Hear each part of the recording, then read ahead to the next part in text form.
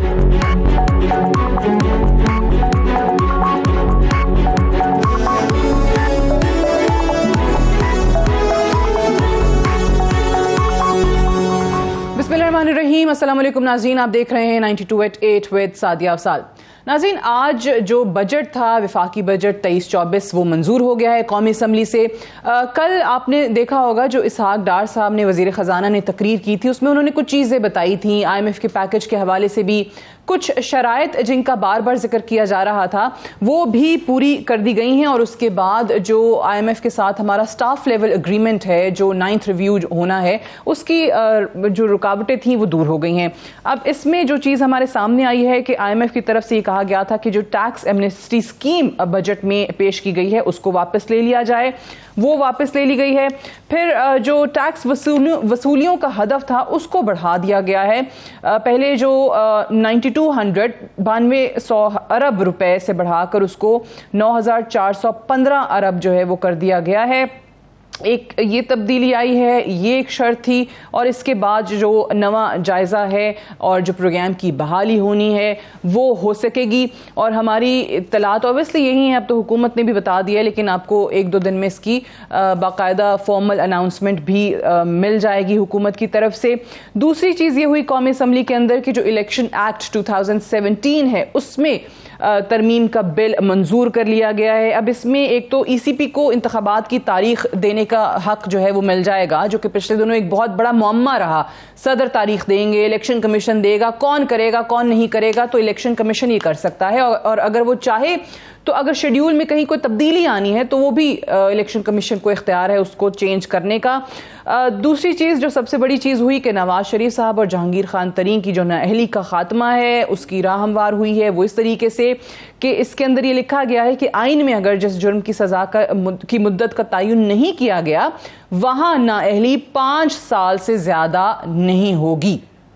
फिर supreme court, high court या किसी भी अदालती फैसले के तहत सजा याफ्ता शख्स जो है वो फैसले के दिन से 5 साल के लिए नाअहल होगा, और अगर आप देखें तो इनके 5 साल उस तरीके से मुकम्मल हो चुके हैं। सो अब दोनों की वापसी, जहांगीर तरीन साहब जो बाहर गए हैं अपने इलाज के लिए वो भी जल्द वापस आएंगे।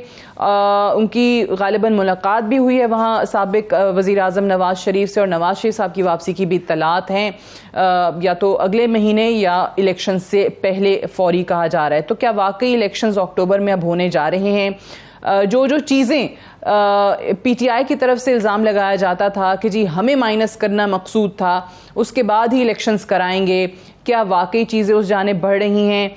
क्या PDM अपनी इस हुकूमत की परफॉर्मेंस को सामने रखते हुए, ख़ास तौर से मौशी कारकर्दगी को सामने रखते हुए अब मुतमईन है कि IMF के बाद चीज़ें बेहतर हो जाएंगी तो ही हम इलेक्शंस करवाएंगे? एक तो इन तमाम चीज़ों पे बात होगी, और इलेक्शंस के हवाले से भी अगर हम देखें कि क्या IPP के बन जाने से या जो कुछ मज़ीद छोटे छोटे ग्रुप्स हमें नज़र आएंगे आने वाले दिनों में, इससे जो PTI का वोटर है, जो खामोश वोटर है ख़ास तौर से, वो भी टूटेगा, क्योंकि पार्टी तो टूट ही रही है। 100 से ज़ायद लोग जो हैं वो इज़हार ला ताल्लुक़ी कोई सियासत से, कोई पार्टी से करता ही चला जा रहा है। क्या वोटर भी अपनी जो डायरेक्शन है वो चेंज करेगा? क्योंकि इसमें बहुत सारा वोटर ऐसा था जो कि पीपल्स पार्टी और PMLN से नाराज था, या इन दोनों जमातों के अलावा वो किसी को भी तरजीह देने को तैयार था। तो अब PTI के टूटने के बाद और IPP और डिफरेंट ग्रुप्स बनने के बाद क्या सूरत हाल होगी? आज इन्हीं तमाम चीज़ों पर हम अपने सीनियर एनालिस्ट का तज्जिया जानेंगे। हमारे साथ डॉक्टर आबिद अब्बासी साहब मौजूद हैं इस्लामाबाद स्टूडियो में, बहुत शुक्रिया डॉक्टर साहब आपका। सलीम बुखारी साहब हमारे साथ मौजूद हैं, और रज़ा रूमी साहब ने भी हमें ज्वाइन किया है, आप दोनों का भी बेहद शुक्रिया। सलीम बुखारी साहब, आपके तज्जिए से मैं आगाज़ करना चाहूँगी। पहले तो ये बताइएगा कि जो इलेक्शन एक्ट 2017 में तरमीम का बिल मंजूर हो गया है, नवाज शरीफ साहब और जहांगीर तरीन साहब की नाअहली का खात्मा अब मुमकिन हो पा रहा है, इससे आपको लगता है कि इलेक्शंस के लिए भी अब राह हमवार हो गई है या उसमें अभी कुछ रुकावटें हैं? बहुत शुक्रिया आपका सादिया अफसार, आपने याद किया अपने प्रोग्राम में काफ़ी देर के बाद। देखिए, आपको याद होगा एक इस्तिलाह हम सुनते थे कुछ महीनों पहले से, लेवल प्लेइंग फील्ड। उस वक्त शायद ये बात इस तरह से समझ नहीं आती थी, लेकिन अब ये बिल्कुल वाज़ेह हो गया है कि नवाज शरीफ साहब जो एक बड़ी पार्टी के सरबराह थे, उनको नाअहल किया गया था। किन हालात में किया गया था, किस कानून के तहत किया गया था, वो तो एक बहस है, उसमें जाने की ज़रूरत नहीं है। लेकिन ये जो अब इलेक्शन अमेंडमेंट बिल आया है, इसके ऊपर से ये बात बिल्कुल वाज़ेह हो गई है कि बुनियादी तौर पर इसका मकसद उनकी नाअहली को ख़त्म करना है। चूँकि अदालत में तो जिस किस्म का जुडिशल एक्टिविज़म चल रहा है काफ़ी अरसे से, वहाँ से तो उन्हें तवक्को नहीं थी, लिहाजा उन्होंने कानून ऐसा पास कर दिया जिसके साथ उनकी राह हमवार हो जाएगी वापसी की भी, और फिर अदालतों पर भी उसी किस्म का दबाव जो है वो आएगा, और उनकी नाअहली के बाद फिर सूरत हाल जो है वो ज़मीनी हक़ाइक़ बहुत सारे बदल जाएंगे जहाँ तक पाकिस्तान मुस्लिम नून का ताल्लुक है। इसके साथ साथ एक दूसरी पॉलिटिकल पर्सनैलिटी है, वो है जहांगीर तरीन खान साहब, उनको भी यही बेनिफिट मिलेगा और उनकी नाअहली ख़त्म होकर वो भी अपनी नई तश्कील शुदा पार्टी जो है इस्तेहकाम पाकिस्तान पार्टी, उसकी क़यादत कर पाएंगे। ये तो सूरत हाल एक तरफ है। अब देखना ये है बिल्कुल सही, क्या इलेक्शन की डेट जो है, हमें जो अंडरस्टैंडिंग है कि वो 8 अक्टूबर होगी या यानी उसके ऊपर अमल होने जा रहा है या नहीं, या कोई और जवाब तलाश किया जाएगा इलेक्शन को मज़ीद ताख़ीर करने का। मेरे ख्याल से अगर किसी भी सूरत में हुकूमत ने ये कोशिश की कि इलेक्शंस को आप अक्टूबर या सितंबर से आगे ले जाए, तो फिर उसके ऊपर बहुत मुश्किल सूरत हाल होगी। मेरा नहीं ख्याल कि ये इतना आसान होगा कि आप इसकी डेट जो है और ज़्यादा ताख़ीर कर दें। हम सुन रहे हैं, कोई कह रहा है इकोनॉमिक एमरजेंसी लगने जा रही है, कोई कुछ कह रहा है, कोई कुछ कह रहा है, लेकिन मेरे ख्याल से सिविल सोसाइटी, मेरे ख्याल से जो इंडिपेंडेंट मीडिया है, वो लोग इसकी ना सिर्फ ये कि हमायत नहीं करेंगे बल्कि शायद इसकी मुखालफत करें। तो एक बात तो ये तय हो गई। दूसरी बात यह है कि जो तहरीक यानी पीटीआई का हाल है इस वक्त, उसका जिम्मेदार किसी और को नहीं ठहरा सकते, उनके जिम्मेदार वो बजाते खुद हैं। किसने कहा था उनसे कि आप पंजाब की और केपीके की असम्बलियाँ तोड़ दीजिए? किसने कहा था उनसे कि आप सारे लोग जो है एन ब्लॉक रेजिग्नेशन दे दें कौमी असम्बली से? आप मुझे ये बताइए कि अगर आज पीटीआई हाउस में बैठी होती तो ये बिल पास होता था? अब इसका मतलब ये है कि बाय डिफ़ॉल्ट कह लीजिए या अपने जो जिसको तकब्बुर कह लीजिए, कोई भी लफ्ज़ कह लीजिए, क्योंकि वो किसी से ना बात करने के लिए तैयार थे, वो समझते थे ये सब चोर और डाकू हैं, मैं इनके साथ बैठूंगा नहीं। नतीजा उसका ये हुआ कि हुकूमत या पीडीएम का इत्तेहाद जो कुछ करना चाहता था उसकी राह हमवार हो गई।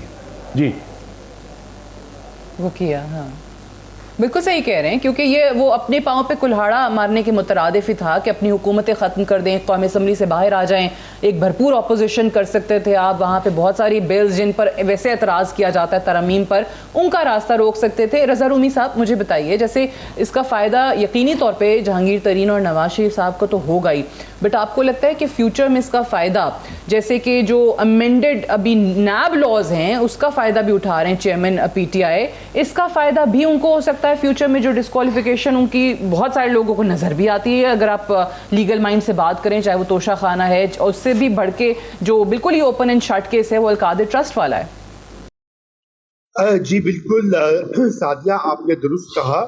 अभी तक देखिए कि नैब में जो अमेंडमेंट्स हुई थी, इसका सबसे ज़्यादा फ़ायदा पीटीआई के लोग उठा रहे हैं, क्योंकि अगर ये अमेंडमेंट्स ना होती तो बहुत देर तक इनको जेलों में रखा जाता, जैसे कि पीटीआई के दौर में रखा गया था जी। और यही जो वाक़या है, ये नाअहली के इस कानून से भी मुंसलिक है, क्योंकि आपने अल-कादिर ट्रस्ट का जिक्र किया और तोशा खाना का दीगर, और मे 9 को मत भूलिए जो सबसे बड़ा तो वो केस उन पे बन रहा है और बनेगा भी, तमाम शवाहिद यही इंडिकेट करते हैं। तो बिल्कुल वो फायदा होगा, लेकिन इससे कतई नजर कि किसको फायदा किसको नुकसान होगा, ये एक अच्छा कानून है जो कि पहले वाली जो एक मुबहम मामला था उसको वाजे कर देता है। देखिए, लाइफ टाइम डिस्क्वालिफिकेशन जो है उसकी कोई गुंजाइश ही नहीं है। वो ना जाने पाकिस्तान की सुप्रीम कोर्ट ने कैसे लागू कर दी थी जहांगीर तरीन और नवाज शरीफ के ऊपर, यानी कि जो ना आइन में दर्ज है, ना कानून में दर्ज है, ना किसी प्रेसिडेंट में दर्ज है। ये तो ऐसी बात है ना कि अगर कोई मुजरिम जो है उसका इल्जाम साबित हो जाए और उसका इल्जाम ऐसा और उसका जुर्म ऐसा हो कि जो कि लाइफ सेंटेंस ना बनता हो, तो आप उसे कहें कि वो पूरी उम्र जो है वो रहेगा जेल में। और तो ये बहुत ही नाइंसाफी वाली बात हुई थी, और मैं समझता हूँ कानून को ठीक करती है वो जज राज जिन्होंने उस फैसले पे दस्तखत किया था। जरा उनकी भी पूछगिछ तो होनी चाहिए, कम से कम उनको खत तो भेजना चाहिए कि भाई आप जरा बताएं ना कि आपने ये किस बुनियाद पे किया था। जी सही कह रहे हैं। अच्छा डॉक्टर साहब, आपकी तरफ भी ये सारी चीज़ें चल रही हैं ऑब्वियसली, अदालत का और जो हुकूमत का, पार्लियामान का कहना चाहिए, नॉट हुकूमत, पार्लियामान और अदालत की जो चपकलिश है वो भी अपनी जगह चल रही है, वहाँ से तरमीम आ जाती हैं। फिर कोर्ट के अपने अंदर डिफरेंसेस हैं, ये भी पाकिस्तान की हिस्ट्री में पहली दफ़ा हुआ है किस तरीके से पब्लिकली बात हो रही है जो सीनियर तरीन जजेस हैं उनके इख्तलाफात की।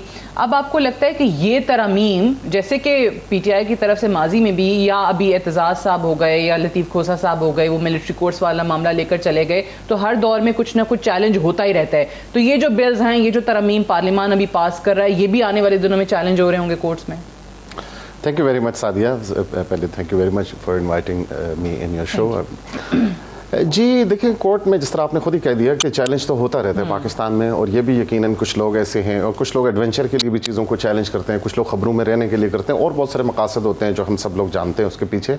लेकिन सवाल ये पैदा होता है कि पाकिस्तान जिस दोराहे पे खड़ा है, पाकिस्तान जहाँ पहुँच चुका है, अगर हम यहाँ इसको स्मूथली आगे फंक्शन नहीं करने देंगे तो ये मुल्क नहीं चलेगा। आप इकॉनमी को देख लीजिए कि किस तरह से हम कितनी मुश्किलात के बाद जाके एक थोड़ी सी रे ऑफ होप डेवलप हुई है कि IMF से आपके कुछ नेगोशिएशंस कामयाब हो रहे हैं, और फिर जो है दिगर जो दोस्त ममालिक हैं उनसे कुछ उम्मीद है कि वो आपको फाइनेंशियल बेल आउट पैकेज दे रहे हैं।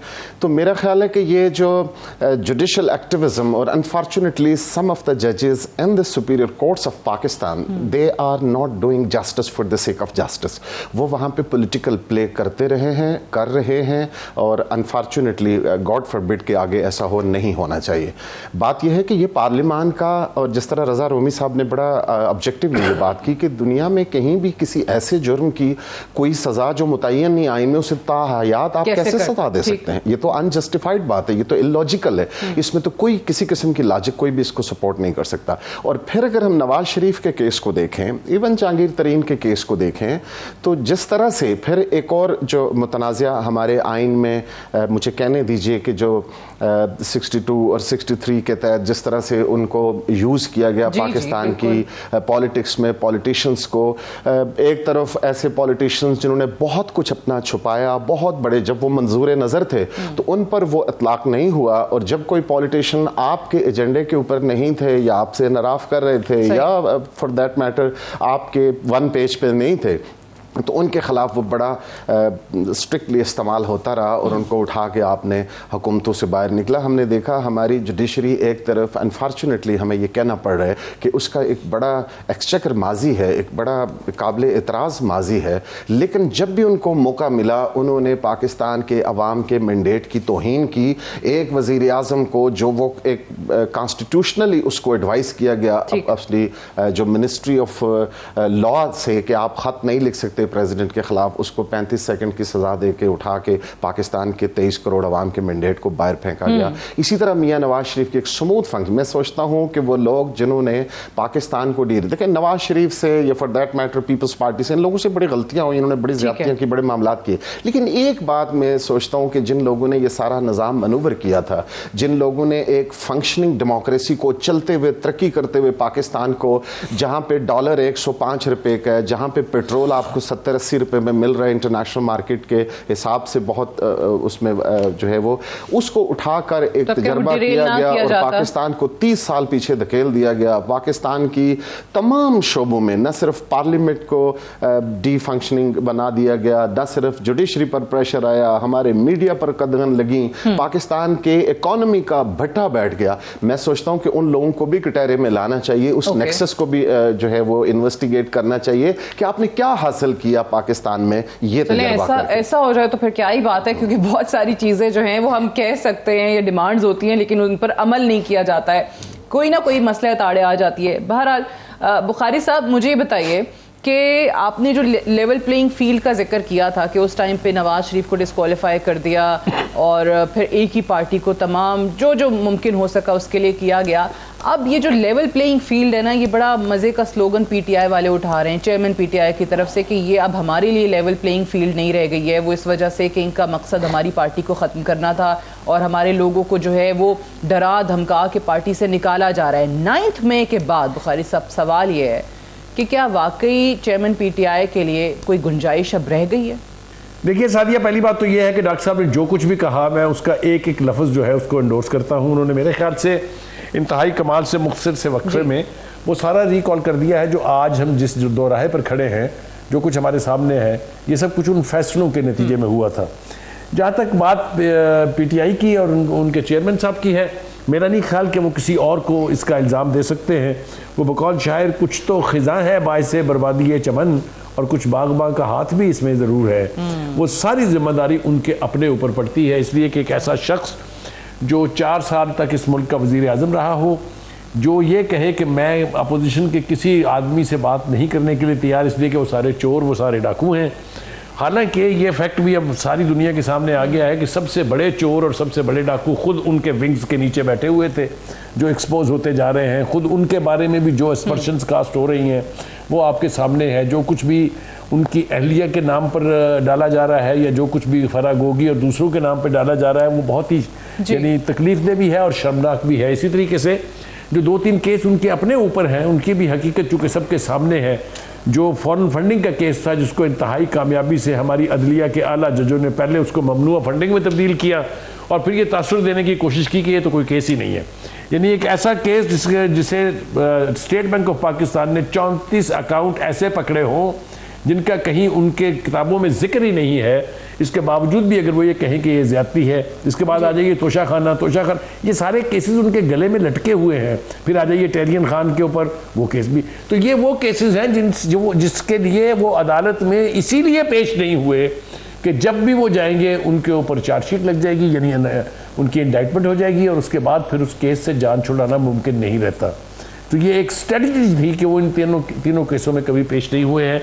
तो एक तो सारा इल्ज़ाम उनमें गट्स होने चाहिए, उनमें इतनी स्पिरिट और इतनी जुर्रत होनी चाहिए कि वो अपनी गलतियों को तस्लीम करें। उनके दुश्मन कभी सक्सीड हो ही नहीं सकते थे अगर उन्होंने अपनी पार्टी और अपने साथ खुद दुश्मनी ना की होती। एक बात तो ये हो गई। दूसरी बात ये है कि देखिए, दूसरी तरफ बिल्कुल सही 13 जमातों का एक इत्तेहाद है। आप उन 13 की 13 जमातों को बेमानी यानी ये नहीं कह सकते कि they are political non entities. तो वो उसका सामना करने के लिए इन्होंने बजाय इसके कि अपनी स्ट्रेंथ को इस्तेमाल करते हर उस टहनी को काटा है के ऊपर वो खुद तशरीफ फरमाते। वो चाहे पंजाब असेंबली थी, चाहे केपी के असेंबली थी, चाहे नेशनल असेंबली में उनकी इतनी बड़ी स्ट्रेंथ थी। 155 प्लस वोट्स के साथ कोई बिल पास हो सकता है Sadia? Can you imagine this? तो इसका ब्लेम भी उनके ऊपर जाएगा। अब सूरत हाल ये है कि पीटीआई और पीटीआई की लीडरशिप, वो जो एक तासुर था, ये बात बहुत मैं खौफनाक कहने लगा हूँ कि जी इनका जो वोट बैंक है, जो इनका साइलेंट वोटर्स है, अगर आप 2018 के इलेक्शन के ऊपर नज़र दौड़ाएं तो मुझे ज़रा आइडेंटिफाई करके बताएं कहाँ कहाँ था इनका वोट बैंक। हर एक कॉन्स्टिट्यूंसी के रिजल्ट में जो कुछ भी उस वक्त इलेक्शन कमीशन को मिला के हुआ वही था इनका वोट बैंक। उसके बाद 4 साल के लिए आखिरी बात 4 साल के लिए हुकूमत में आ गए। 4 साल में किया क्या? या जलसे किए, या लॉन्ग मार्च किए, या धरने किए? किसी भी एक एमएनए एमपी ने पलट के देखा ही नहीं कि कॉन्स्टिट्यूंसी में भी कुछ करना है। और अगर आप कॉन्स्टिट्यूंसी में कुछ ना करें तो वोटर तो किसी पॉलिटिकल लीडर को क्या पहचानेगा?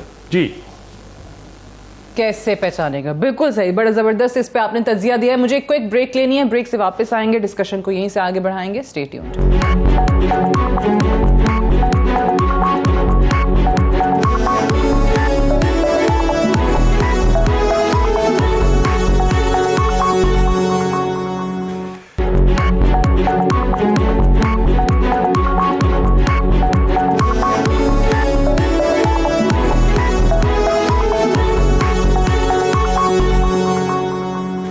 वेलकम बैक प्रोग्राम में एक बार फिर से खुश आमदीद। ब्रेक पे जाने से पहले बुखारी साहब ने बड़ा ज़बरदस्त रज़ा रूमी साहब तज्जिया दिया है जो पीटीआई का वोट बैंक है उसको लेके। मुझे ये बताइए कि अब ये जो आईपीपी बनी है, जाहिर है जितने लोग भी पीटीआई से टूट के आ रहे हैं, मेजॉरिटी जो है उन्होंने आईपीपी ज्वाइन किया है। कुछ लोग ऐसे भी हैं जो कि शायद अभी भी बैठे हुए हैं कि उनको मौका मिल जाए, चाहे वो शाह महमूद हैं, असद उमर हैं, परवेज़ खटक साहब अगर आईपीपी नहीं जाते तो वो भी अपना एक अलग ग्रुप बना लेंगे, उनको भी शो कॉज नोटिस जो है वो मिल चुका है। मुझे ये बताएं कि ये आईपीपी बनने का या दीगर ग्रुप्स बनने का इलेक्शन से पहले इसका फ़ायदा या नुकसान किसको होगा? पीटीआई को, पीपल्स पार्टी को, नून लीग को, अगर इनका इत्तेहाद अलायंस किसी इन जमातों में से नहीं होता? देखिए, बात यह है कि सबसे पहली तो आप ये देखिए, सादिया की माजी में हमें पता है कि किंग्स पार्टियां बनती रहीं और उनको इक़्तिदार दिलवाया जाता रहा। पीएमएल काफ जो है ये पीटीआई से पहले वो किंग्स पार्टी थी। फिर 2017, 16, 17, 18 में पीटीआई जो है वो भी किंग्स पार्टी बन के उभरी और उसने काफ को रिप्लेस कर लिया। अब चूंकि पीटीआई टूट फूट का शिकार हो रही है, लेकिन इस वक्त बड़ा चैलेंज हो रहा है क्योंकि इस्तेकाम पाकिस्तान पार्टी जो है उसका कोई खास मुस्तकबिल दिखाई नहीं दे रहा। और दो वजूहात हैं। पहली तो ये वजह है कि लोग इस वक्त, लोगों में वो पेशेंस नहीं रही कि वो जो बार बार पार्टियां बदलने वाले कैरेक्टर्स होते हैं। कुछ लोग नून लीग में चले गए थे पीटीआई को छोड़ के, कुछ और, तो जहां जहां गलत लोगों को टिकट दिए गए वहां पे पजीराई नहीं हुई और नून लीग बुरी तरह शिकस्त खा गई थी। वो जो जुलाई 2022 की बात कर रहा हूं मैं, अगर आपको याद हो। तो बात यह है कि इस वक्त भी इनको बहुत बड़ा चैलेंज का सामना होगा और ये कोई इतना बड़ा ग्रुप नहीं उभरेगा। और अभी तक इसमें इलेक्टेबल्स भी हैं, वो कोई कम आए हैं। ज्यादातर तो लोग वो हैं ना जो कि बैसाखियों की मदद से इलेक्शन जीतते हैं, जिनकी अपनी कंस्टिट्यूएंसीज हैं। वो अभी तक फेंस पे बैठे हैं, वो देख रहे हैं कि किधर कहाँ जाएं, बड़ी पार्टी में जाएं। तो इसलिए आईपीपी के ऊपर बहुत ज्यादा तवक्कुआत, मेरे ख्याल से की भी खुद तवक्कुआत नहीं होंगी इतनी ज्यादा, तोड़ देंगे। इसी तरह पीएमएल काफ को भी एक्टिवेट किया जा रहा है, उधर पीपी में भी कुछ लोग जा रहे हैं, तो मुख्तलिफ जगहों के ऊपर ये कर रहे हैं। लेकिन ज्यादा अहम बात ये है कि ये जो अपना वोट बैंक कहते हैं, जो बुखारी साहब भी सही बात कह रहे थे और बड़ा अच्छा तज्जिया किया उन्होंने। अलबत्ता ये कि जो हल्के वाला वोट होता है, जो बरादरी वाला वोट होता है, जो हवा का रुख दे के किया जाता है, वो जाहिरी बात है उनके कैंडिडेट्स को शायद फायदा नहीं पहुंचाएगा। कैरिज्मा का vote is not enough to win you a seat. उसके लिए आपको आजकल पंजाब में 90,000 से 1 लाख वोट चाहिए होता है जीतने वाले कैंडिडेट को। 1 लाख वोट तो नहीं मिलता हलकों में, वो धड़ों में वोटिंग होती है, लोग अपना फायदा देके। खुसूसन पंजाब में तो रवायत है कि जहां की हवा चलती है, जहां लोगों को फायदा दिखाई देता है, लोग वहां जाते हैं। सिंपल सी बात। ठीक है जी, बिल्कुल ठीक। और आईपीपी का आपने जैसे कहा कि ज्यादा तवक्कुआत रखने की जरूरत नहीं है। एंड मोस्ट प्रोबेबली इलेक्शन से पहले डॉक्टर साहब शायद ये पीपल्स पार्टी या पीएमएलएन के साथ इनका अलायंस भी हो जाए, कुछ भी हो सकता है, पाकिस्तान की पॉलिटिक्स है। आपको क्या लगता है कि पीटीआई के चांसेस क्या हैं? मैं इसलिए ये सवाल बार बार कर रही हूँ क्योंकि चेयरमैन पीटीआई, उनके लोग टूटने के बावजूद भी, इतने केसेस होने के बावजूद भी, हालांकि उसमें से 2 केसेस जिसमें उनकी अहलिया को अलकादर ट्रस्ट में 2 नोटिस पहले जा चुके हैं, नॉन कंप्लायंस सारी, तीसरा नोटिस चला गया है, उनको खुद को चला गया एक और नोटिस, तोशा खाना में नहीं अपीयर हो रहे हैं वो नाब के सामने। इन चीज़ों को सामने रखते हुए भी वो कॉन्फिडेंट हैं कि वो अगला इलेक्शन में वो ही आएंगे, पीटीआई जीतेगी, इसलिए कि वो 2018 से 2022 तक जी रहे हैं पॉलिटिकली। अब देखिए 2018 के इलेक्शन से पहले अगर हम मान भी लें, वो आरटीएस सिस्टम का बैठना, वो जनूबी पंजाब महाज के जो है ना वो सूबा महाज बनाना, और बहुत सारे लोग जो जहांगीर तरीन के जहाज़ में लोड कर करके लाए जाते थे, जो लोगों को थप्पड़ पड़ते थे, टिकट वापस करवाए जाते थे, अदलिया से जो नैलियाँ होती थी, शेख रशीद के साथ चीफ जस्टिस जा रहे होते थे इलेक्शन कैंपेन में। मेरा ये ख्याल है कि मेरे जो सीनियर दोस्तों ने बात की, मैं तो इतना भी पीटीआई को ग्राउंड पे नहीं देख रहा। देखिए कि अब जो है ना वो मेरी ज़बान में कहते हैं कि अथानियाँ दितियाँ या दंदा नाल खोलनियाँ पैनियाँ, कि अब उनको जो हाथ से उन्होंने गिरें लगाई हैं दांतों से खोलनी पड़ेंगी। ये जो लोग हैं जो इस्तेकाम पाकिस्तान पार्टी, हो सकता है ये कोई बड़ा सेटबैक ना दे सके, कोई बहुत बड़ा सीटें ना जीत सके, लेकिन ये जहन में रखना चाहिए कि यहाँ पे बहुत बड़े इन्वेस्टर्स हैं जिन्होंने पीटीआई के ऊपर बहुत सारा पैसा लगाया था। जिस तरह रजा कह रहे थे कि पंजाब के अंदर बरादरियों का रोल है, वहाँ पे हवा के रुख का रोल है, लोगों के अपने इंटरेस्ट हैं, आपस में गठजोड़ हैं। फिर यह है कि पंजाब का एक और फिनोमिना भी है कि पंजाब के अंदर पाकिस्तान की फ़ौज के ख़िलाफ़ जो पॉलिटिकल पार्टी चलती है उसको पसंद नहीं किया जाता। आम पंजाबी वोटर जो है वो बाय डिफ़ॉल्ट जो है वो प्रो मिलिट्री होता है, वो ये समझता है कि हमारा इंडिया के ख़िलाफ़ और हमारी सरहदों की मुहाफ़ज़त फ़ौज, जो बहुत हद तक दुरुस्त बात भी है। तो पंजाब के अंदर ये बात भी है कि अब जो आम वोटर को जब ये पता चलता है कि और उसके जो हवारी थे चेयरमैन पीटीआई और उनके साथियों ने जिस तरह से शहीदों की जो यादगारें थी उन पर हमले किए, कोर कमांडर हाउस पर हमला किया, जो भी आप उसकी जवाब दें, ये एक बहुत बड़ा फिनोमेना हुआ पंजाब में, ये एक बहुत बड़ा वाकया हुआ पंजाब में, तो जिसके असरात पड़ेंगे। जहाँ पे 2018 के इलेक्शन में जहाँ जहाँ पीटीआई को जितवाया गया था या वो जीती थी, वहाँ पे फर्क कितना था, मार्जिन कितना था हार और जीत का, तो बहुत सारे हलकों में बहुत बहुत थोड़ा मार्जिन था, बाज़ हल्के तो ऐसे थे जहां पे मुस्तरद शुदा वोट जो थे वो ज़्यादा थे और उसके निसफ जो है वो जीत का और हार का मार्जिन था। तो ये भी टैक्टिक्स यूज़ किए गए थे इसका। और 2018 में बहुत सारे लोग, मैं तो खैर उन खुशनसीबों में शामिल नहीं था कि जिनको से कोई तवक्को होती, लेकिन बहुत सारे लोगों को ये तवक्को थी कि शायद बड़ा प्राइड है, ये कर देगा, वो बाहर से पैसा लाएगा, वो खिलाड़ी, वो फलां, जिस तरह से उसकी मार्केटिंग की गई थी। तो वो चेयरमैन पीटीआई 2018 से, जिस तरह बुखारी साहब ने फरमाया कि मैं कट्टे दूंगा, मैं बच्चे दूंगा, मैं मुर्गियां दूंगा, मैं लेटरिनों के बाहर नंबर लिखवाऊंगा, इसके अलावा उस बंदे ने पाकिस्तानी कौम को डिलीवर क्या किया कि अब वो लोग जो देखे ना, सारे के सारे लोग हवा के रुख पे नहीं चलते, सारे के सारे लोग जो है वो सोशल मीडिया से मुतासर नहीं होते, लोग अकल भी रखते हैं, खैरत भी रखते हैं, वो ये सोचते हैं कि इस आदमी ने डिलीवर क्या किया while being in power. Sawai गालियां देने के, डॉलर कहां से कहां पहुंच गया, IMF की जो कुछ आज हम बर्दाश्त करें सब उसकी वजह से कर रहे हैं। वो उनकी हुकूमत हुई, नाकाम हुई, फेल हुई। एक ब्रेक मुझे लेनी है, ब्रेक से वापस आएंगे तो डिस्कशन को यहीं से आगे बढ़ाएंगे। Stay tuned.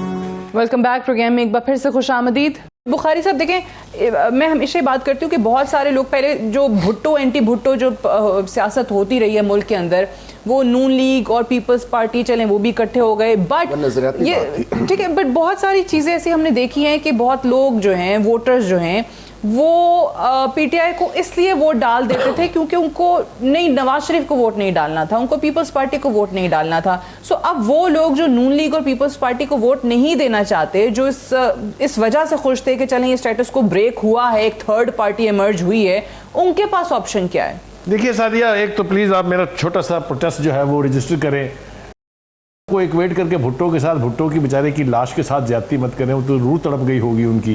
एक तो यही गलती हमने पहले भी की है, इसी तरह बड़ा करने के लिए हमने भी क्या, मैं इसलिए कि मीडिया का भी बड़ा रोल है इसमें, हम अपना गिल्ट जो है या अपना गुनाह जो है उससे मुबर्रा करार नहीं दिए जा सकते। हम लोगों ने बैठ बैठ के 22-22 घंटे की ट्रांसमिशनें कर करके इस शख्स को वहाँ पहुँचा दिया जहाँ जिसके काबिल वो नहीं थे, साबित किया उन्होंने।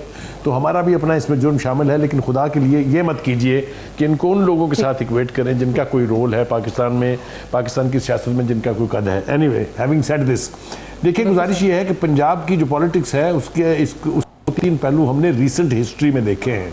एक तो ये कि जब आपको याद होगा पीटीआई के लोगों को टिकट दिए गए नून लीग की तरफ से ज़मीनी इलेक्शन, जिसका हवाला भी पहले दिया गया, उसमें जो नून लीग के किसी वोटर ने उनको वोट नहीं दिया, ना किसी लीडर ने उनकी कैंपेन की, और नतीजा क्या निकला कि वो सारे के सारे इलेक्शन हार गए। तो एक तो ये कि अगर ये तवक्को की जाए कि पीटीआई के लोग जो जाके इस वक्त दूसरी जमात में शामिल हो गए हैं वो कोई लंबी चौड़ी तादाद में यानी जीत जाएंगे, ये पाकिस्तान में तो किसी और जगह होता हो तो हो, पंजाब में ऐसा नहीं होता है। एक बात। दूसरी बात यह है कि जो असल कंपटीशन है इस वक्त पंजाब के अंदर वो है पीपल्स पार्टी और पाकिस्तान मुस्लिम लीग नून के बीच। अभी तक तो वो हुकूमत में तो इत्तेहादी हैं, चलिए में इत्तेहादी नहीं है तो क्या हुआ उसका, लेकिन मुझे यूँ लगता है कि इलेक्शन जूं करीब आता जाएगा हम देखेंगे कि इन दोनों के बीच दूरियां होती जाएंगी। अगर आपको याद हो जो बिलावल भुट्टो साहब ने तकरीर की थी कराची में, जिसके नतीजे में 25 अरब में पड़ी उनकी वो तकरीर, और उसके बाद वो खामोशी इख्तियार की उन्होंने, तो इलेक्शन के हवाले से जरदारी साहब इस बात पर बहुत नाला और नाराज़ हैं कि जो ये किंग्स पार्टी बनाई जा रही है ये शायद बेनिफिट करने के लिए है टू द नून लीग, और नून लीग की जो अपनी लीडरशिप है इस वक्त उनकी भी गुफ्तगू अगर आप रील कॉल करें, चाहे वो चौधरी साहब हैं चाहे वो दीगर लीडर हैं, उन्होंने वाज़े तौर पर यह कहा कि जी चूँकि पाकिस्तान मुस्लिम लीग नून पंजाब की बहुत बड़ी पार्टी है, लिहाजा इनके साथ बैठ के हम बातचीत भी करेंगे, इनके साथ मिलेंगे भी, और हत्ता कि ये भी कहा कि जब जहांगीर तरीन साहब लंदन जाएंगे तो वहाँ उनकी नवाज शरीफ साहब से मुलाकात भी होगी, जो कि मुमकिन है अब तक हो चुकी हो। एनीवे, हैविंग सेड दैट, मेरा ख्याल ये है कि नई रियलिटीज़ जो है पंजाब के अंदर पॉलिटिकल एरिना में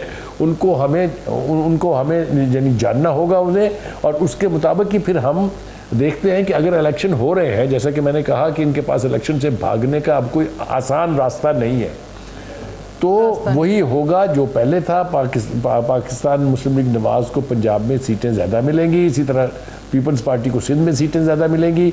ये अगर मखलूत हुकूमत की तरफ ना गए तो फिर एक हंग पार्लियामेंट और एक बेमानी किसी हुकूमत की तवक्को रखें आप जी। ओके बिल्कुल। और आज भी देखें, थोड़ी देर पहले एहसन इकबाल साहब बात कर रहे थे तो उन्होंने ये बात की भी थी कि मुल्की मसाइल, ये आपको आजकल हर दूसरे तीसरे रोज़ ऐसे बयानात सुनने को मिलते हैं कि मुल्की मसाइल का हल किसी एक सियासी जमात के पास नहीं है। तो काफ़ी हद तक ऐसा लगता है कि शायद पॉलिटिकल पार्टी भी सर्टन है इस चीज़ के ऊपर कि आने वाले दिनों में कोई कौमी हुकूमत टाइप या तमाम लोग इकट्ठे बैठ के कुछ चला रहे होंगे। बहरहाल मुझे ये बताइए रज़ा रूमी साहब कि ये जो इन्होंने जरदारी साहब के हवाले से बात की है कि किंग्स पार्टी बनने पर वो नाला हैं कि उसका फ़ायदा जो है PMLN को हो सकता है, ये जरदारी साहब तो एक्टिव हैं, हमें नज़र भी आ रहे हैं, लाहौर में मुलाकातें, और बहुत सारे लोग ख़ास तौर से साउथ पंजाब के वो जाके उनसे मिल भी रहे हैं, पार्टी को ज्वाइन भी कर रहे हैं, शामिल होते जा रहे हैं और इलेक्टेबल्स हैं वो, बहुत सारे लोग जो हैं वो इलेक्टेबल्स हैं। सो ये जो कल जरदारी साहब ने बात की है कि मैं नून लीग को धोखा नहीं दूंगा, ये उनको क्यों कहना पड़ा है? ये उन्होंने किस, इसका कॉन्टेक्स्ट मुझे समझ में नहीं आया, ये क्यों कह रहे हैं? ये कहना क्यों पड़ा? जी देखिए, आपने देखा होगा ना कि पहले इनकी कुछ माजी करीब में काफ़ी सारे इख्तलाफात उभरे, सिंध के जो फ्लड रिलीफ के पैसे थे उस मामले के ऊपर, और फिर आपने देखा कि जो ये दीगर कुछ इश्यूज थे वो उनके ऊपर पब्लिक में भी खुलकर सामने आए इख्तलाफात। और पहले PPP के कुछ तहफ़्फ़ुज़ात भी थे, ये जो आर्मी कोर्ट्स में ट्रायल होना है इसके बारे में, इलेक्शंस की तारीख के बारे में, केयरटेकर्स के बारे में, तो अब लगता है कि वो मामला ठीक किए गए हैं और जरदारी साहब ने उसका बरमला इजहार भी किया है, पब्लिक स्टेटमेंट भी दी है, क्योंकि इस वक्त कोलिशन का बहुत बड़ा जो इम्तहान है वो ये है कि उनका जो मुश्तरका हरीफ है उसको उन्होंने हराना है और मैदान से बाहर करना। यही अनफॉर्चुनेटली पाकिस्तान की सियासत है कि जब तक का वो जैसे कहते हैं ना मक्कू नहीं ठपेंगे उस वक्त तक ये साथ रहेंगे, ये वाकया है। और फिर उसके बाद आगे देखा जाएगा, उनको ये भी देखना है क्योंकि इलेक्शन में तो देखिए इनको एक दूसरे के खिलाफ ही लड़ना पड़ेगा जी। उसके आसार नज़र भी आ रहे हैं वो बयानात की हद तक, जिसका आपने हवाला भी दिया। वो शुरू में जो बिलावल साहब ने कहा, फिर उनकी बात मुकम्मल हो गई तो कल उनको फिर शहबाज शरीफ साहब का परसों उन्होंने शुक्रिया भी अदा किया और कहा कि शहबाज शरीफ साहब पीपल्स पार्टी के ज़्यादा वज़ीर आज़म हैं। उन्होंने फिर डार साहब का भी शुक्रिया अदा किया, जो उनके फ़ंड्स वगैरह के शिकवे हुए थे वो भी दूर हो गए। आपको क्या लग रहा है कि ये जो बहुत सारे लोगों की डॉक्टर साहब कयास आराइयाँ ही थी ऑब्वियसली कि पीपल्स पार्टी इलेक्शन से बहुत पहले ही ये हुकूमत छोड़ के अलग हो जाएगी, आपको लगता है कि ऐसे कोई? मेरा नहीं ख्याल। देखिए, पीपल्स पार्टी और PMLN दो मुख्तलिफ हकीकतें हैं। ये रज़ा रूमी साहब ने ठीक कहा कि एक मुश्तरका दुश्मन ने एक नई फिनोमेना जो पाकिस्तान में डेवलप किया गया उसने उनको करीब तर कर दिया। नहीं तो माजी में हम देख चुके हैं कि चार्टर ऑफ डेमोक्रेसी के नतीजे में 2008 में जब मोहतरमा बेनज़ीर भुट्टो की शहादत के बाद हुकूमत बनी थी तो पीपल्स पार्टी ने PMLN के साथ मिलकर हुकूमत बनाई थी जी। और वो इफ्तिखार चौधरी की बहाली के ऊपर जो बाद में एक मॉन्स्टर हमने खुद डेवलप किया इस मुल्क में, उसके हवाले से उनके दरमियान इख्तलाफ हो गया और एक ही महीने के बाद वो उससे मिनिस्ट्री से कैबिनेट से बाहर आ गए थे। तो मेरा ख्याल है कि उनका एक तमाम तर अभी वो करीब हैं एक दूसरे के, हालात भी ऐसे हैं, लेकिन वो दो मुख्तलिफ मंशूर रखने वाली, दो मुख्तलिफ टेम्परामेंट रखने वाली पॉलिटिकल पार्टीज़ हैं और उनका एक माजी है जो बहुत बड़ा कन्फ्लिक्टिंग रहा है। दो पोल अपार्ट पोजीशन में वो रहे हैं दोनों, तो वो उस माजी को भी हमें ज़हन में रखना चाहिए। लेकिन एक बात दुरुस्त है कि जरदारी साहब की जो ज़ात है वो न सिर्फ वक्त ने साबित किया है कि वो मफामत की बात नहीं करते, बल्कि उन्होंने अमलन बहुत सारी जगहों पर मफामत की है। मसलन 2013 तक जो उनकी हुकूमत थी कोई पॉलिटिकल कैदी उन्होंने नहीं रखा, तमाम पॉलिटिकल पार्टियों को उनकी तवक्को से ज़्यादा उन्होंने स्पेस दी। फिर अभी आप देखिए कि जो पंजाब में हुकूमत बनाने के हवाले से जो हमजा शहबाज की, उसमें उनका एक बड़ा कलीदी रोल था ज़ाती तौर पर, हालांकि वो पीरान बीमार भी हैं, उनकी सेहत भी ठीक नहीं है, लेकिन ये अपनी जगह हकीकत है कि वो अपनी पार्टी के लिए पंजाब में स्पेस बनाने की कोशिश करेंगे। वो ये तो नहीं हो सकता कि वो अपना हिस्सा जो है या जो जिसको वो हिस्सा समझते हैं वो PMLN की जोली में डाल दें। तो कन्फ्लिक्ट तो होंगे, लेकिन मेरा ख्याल है कि ये जब केयर टेकर हुकूमत अनाउंस हो जाती है तो फिर ये कॉन्स्टिट्यूंसी में, लेकिन अल्लाह करे गॉड फॉरबिड कि हमें वो सूरत हाल ना देखनी पड़े जो चेयरमैन PTI ने बनाई थी कि पॉलिटिकल जो राइवलरी है, पॉलिटिकल जो मुखालफत है, उसको उन्होंने कत्लो गारतगरी तक, ज़ातियात तक बना दिया कि मैं अपने हाथ से इनको गोली मारूं और मेरी बंदूक की निशस्त पर है और शिस्त पर है और वगैरह वगैरह। जिस तरह का उन्होंने माहौल इस मुल्क में डेवलप किया था, मेरा ख्याल है वो नहीं होना चाहिए। बाकी पॉलिटिकल राइवलरी हर पॉलिटिकल पार्टी का ये हक है कि वो अपने मंशूर के मुताबिक जितनी सपोर्ट मस्टर कर सकती है वो करे।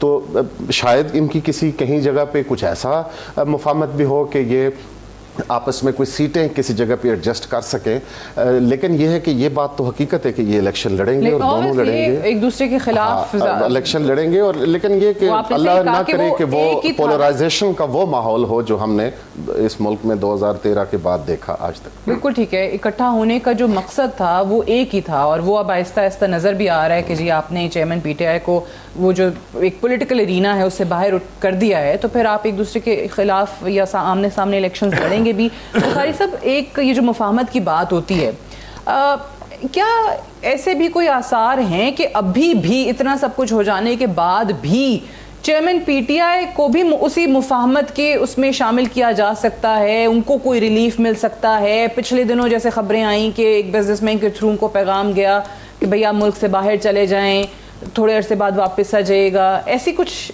इत्तलात हैं आपके पास? देखिए, मेरे पास इस नौइयत की इतलात तो नहीं है, लेकिन 2-3 बातें इस हवाले से मैं ज़रूर कर सकता हूँ। एक ये कि इस मुल्क में आपको मालूम है कौन किंग मेकर्स रहे हैं, जिसका मेरे भाई ने जिक्र किया था। उन किंग मेकर्स के नज़दीक तो मेरे ख्याल से ये नाम लेना भी अब एक तरह का जुर्म है, तो इसलिए इन्होंने अपनी फेट खुद सील की है। पाकिस्तान की तारीख में बड़े बड़े जुल्म हुए हैं, बड़ी बड़ी ज़्यादतियाँ हुई हैं। भुट्टो जैसे बंदे को फांसी पर चढ़ा दिया गया, लेकिन किसी ने किसी को गद्दार, किसी को मीर जाफ़र, मीर सादिक नहीं कहा। ये रवायत भी नहीं है, दुनिया के किसी मुल्क में ऐसा होता नहीं है। आपने साइफर लहराए, अमेरिका जैसे मुल्क को अपने ख़िलाफ़ किया, फिर उसके बाद आपको पैसे खर्च करके वहाँ पर फर्में हायर करना पड़ी ताकि आपके ताल्लुकात ठीक हो जाएं। तो ये तमाशे करने वाले शख्स को, और फिर ख़ास तौर से जो ये कहे कि ये सारे चोर और डाकू, मैं इनके साथ बैठूंगा नहीं, मरने को तरजीह दूंगा, तो आप मुझे बताइए, आपने देखा नहीं अब क्या कह रही है अपोजिशन जो है, ख़ास तौर से PDM जो इस वक्त हुकूमत में है, वो ये कहते हैं हम तो इंटरेस्टेड नहीं है इस शख्स से बात करने में। तो जवाब गज़ल तो आएगा ना दूसरी तरफ से। तो मैं नहीं समझता कि या PTI के चेयरमैन साहब जो नाम मर्जी रख ले उनका, आप वो किसी भी पॉलिटिकल प्रोसेस का हिस्सा बनेंगे ना, उनको किसी ने एक्सेप्ट करना है, क्रिकेटर, आजकल बड़े बड़े नाम किसी प्रोसेस का हिस्सा बनने के काबिल छोड़ा है। रज़ा रूमी साहब, लास्ट कमेंट आपसे, मेरे पास टाइम बिल्कुल खत्म हो रहा है। ये सारी बातें ये सही गुफ्तगू हो रही है। महात्मा ने 1-1.5 साल से एक तमाशा क्रिएट कर रखा है।